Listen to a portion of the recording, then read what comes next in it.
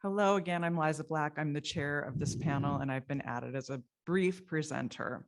So Martha gave a beautiful land acknowledgement when we began this morning. So I will skip over what I had written. I also gave a trigger warning and a content warning this morning, but I think I should just maybe do it again and just remind everybody that it's perfect. We want you to take care of yourself as you're listening, but also as the day goes on, as the week goes on. And it's not an interruption whatsoever to get up and stand at the back of the room or go outside or go upstairs. Whatever you need to do to take care of yourself, please do so.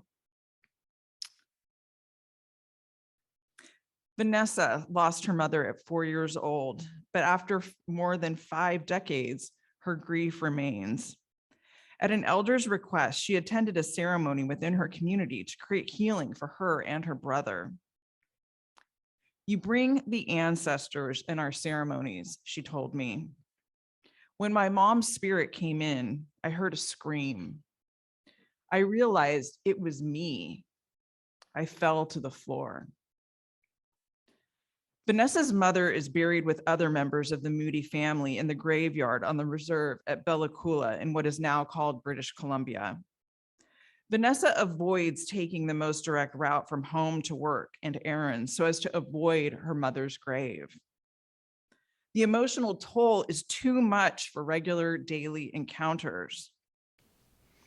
But at great emotional cost, she does visit the family burial site on holidays and days of remembrance. Despite a devoted grandmother who raised her as her mother, teaching her their band's language, and surrounded by a large network of other relatives, Vanessa still wanted, needed, and yearned for her mother. Vanessa will always carry the heavy and nearly unbearable burden of searching for the people who killed her mother, Lavina. When I began writing about missing and murdered Indigenous women in the fall of 2019, I did not know audiences would feel sympathy for me, the mere writer, wondering how I managed this research. But I see my task as a small one. I ask that you imagine yourself in dialogue with the family members of the women and girls in my book, not with me and not with their killers. Instead of seeing a history of hopelessness, remember that we only know about missing and murdered Indigenous women because the families of the victims speak out about the murders, testifying, documenting, intervening, marching, writing, researching, and witnessing their loved ones' disappearances and deaths. Leaving breadcrumbs of evidence for media and scholars alike, their acts of courage, defiance, love, and strength are what allow us to weave a story of the crimes. When you wonder how I handled the emotional labor involved in writing a history of missing and murdered Indigenous women and girls, imagine the immensity of the pain carried by the children, parents, and relatives of the dead, most of whom live in the same communities as the killers and the killers' families, friends, and coworkers. I ask that we also think about the overwhelming violence facing Native women in the late 20th and early 21st centuries. In 2016, the National Institute of Justice documented the alarming and often cited statistic: 4 out of 5 Native women will experience violence in their lifetime. My new project uses history to interrogate that statistic, looking at all violence against women, but especially Indigenous femicide. Using a transnational lens through which to view gendered violence against Native women throughout the Americas, I consider Mexico, Canada, and the United States, demonstrating that the crisis of violence against Indigenous women must be seen as a function of the ongoing colonization of the Americas. The current crimes against Indigenous women, girls, and Two-Spirits tap into the deep roots of the long history of the Americas. And the violence of the present is a manifestation of both settler colonialism and late-stage capitalism, with the only solution being land back. Relying on a transnational lens allows for a more sustained look at structural violence and how colonialism and post-colonialism continue to infuse the state, regardless of which state struggles to rectify the costs of colonialism. To return to Lavina and her daughter, when I began my book project on missing and murdered Indigenous women just a handful of months before the global protests against police violence in 2020, I had no idea how much the police would be central to these stories. I knew the police consistently failed to investigate crimes against Native women, especially when the assailants are suspected to be white and male. But I encountered cases where the police are the ones committing violence against Native women, both on duty and off. In Lavina's case, I had no idea that one of her killers was a newly minted RCMP officer.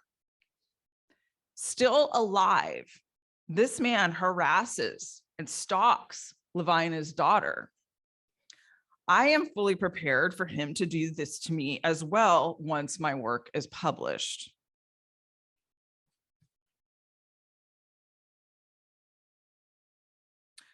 What have I learned from working with survivors of MMIWG?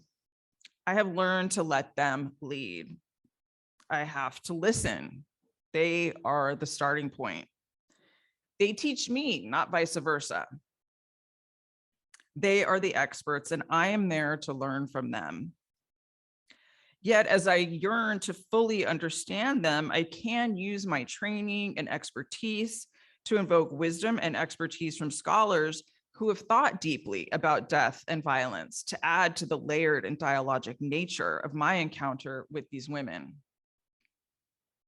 I began my talk today with Vanessa's scream as her mother's spirit joined the ceremony. When Vanessa told me about this ceremonial visit with her mother's spirit, this came about because Vanessa seemed to be finished with all she had to share with me and expected me to begin asking her questions. This led me to a close reading of Judith Butler's Precarious Life, The Powers of Mourning and Violence. In my quest to formulate valuable questions for Vanessa, I followed my inspiration from Butler's thoughts on memorials, graves, and public rituals around death.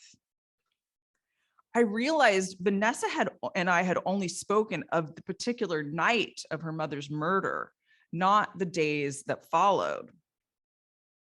Vanessa and I had spent hours together going over the minute details of her mother's case, yet Vanessa had never once become emotional in talking about her mother's murder or murderers. Asking Vanessa about the public acts of mourning inspired by my reading of Butler led to a powerful and, dare I say, magical and ceremonial moment of tears, weeping, and grief that Vanessa expressed as never before in our conversations. Trusting in serendipitous nudges to allow my thinking to shift opened up this possibility with Vanessa. Oops, not yet. But my current book project on MMIWG did not begin with Lavina and Vanessa. Instead, my project began with a piece on Savannah Greywind that I wrote for the edited volume, Gender in the American West. My plan in 2019 was to write an entire book about Savannah. At that time, I naively believed her family would be grateful and thrilled a scholar wanted to write about their loved one. I was entirely wrong. They were very difficult to communicate with. They were tired of media requests. They protected themselves with lawyers like Gloria Allred and media representatives who were uncommunicative. After 2 years of reaching out, I finally got through to the family, but by then had changed my approach to include several case studies rather than just the one. Luckily, but also with some degree of angst, I spoke with Gloria and Savannah's mother in the absolute last moments of production for this edited volume. In speaking with Savannah's mother, I feared she would hate the piece I had written and want a full rewrite. Her attorney, Gloria Allred, suggested she had the power to yank my chapter altogether. I submitted my piece to them, recognizing their power in the situation rather than my own as a scholar. To my surprise, they approved the piece. Her mother wanted changes she insisted on. I happily complied and let her know they were minuscule compared to what I had imagined. Her mother's response taught me so much. She said, "Some corrections may not be able to be made. They may seem minor, but there are a lot of articles, documentaries, and podcasts out there that have incorrect information. I don't always get the chance to fact check what is put out there." End quote. Had others given up and simply published whatever they wanted about Savannah? Had they even tried to reach out to Norberta to ask for permission? Had they refused to make the changes Norberta requested? I don't know, but I do know her mother was grateful for the opportunity to be heard, listened to, and to have her words acted upon, for her words to mean something.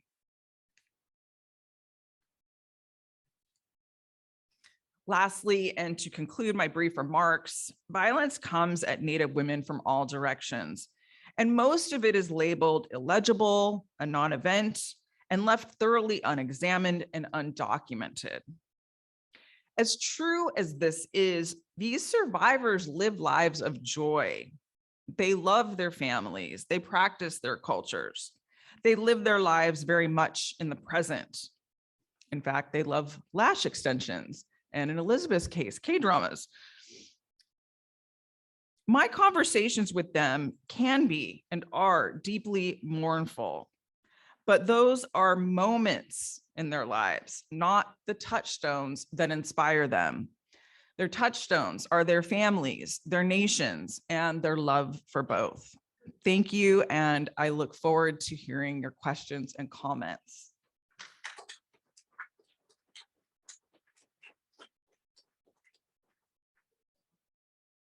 Thank you. Thank you so much to all of the presenters on this incredible panel, and thank you to Nancy and to Liza for sharing your work. And I just want to thank all of the chairs whose individual work is so fascinating that I wish we had time to include everyone presenting. The chairs are a huge part of what makes this conference as magical as it is for everybody involved. So thank you. Chairs in the room, I see you and I thank you. So now we're going to take a, yes, clap for the chairs.